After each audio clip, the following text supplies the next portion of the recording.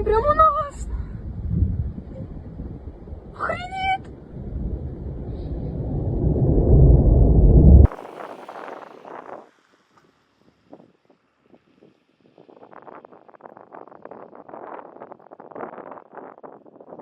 We understand both Russia and Ukraine are conducting separate investigations into the incident, and Ukraine has called for an international probe.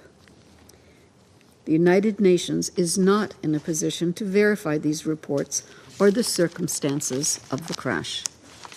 What is clear is that the incident took place in the context of Russia's invasion of Ukraine and ongoing war.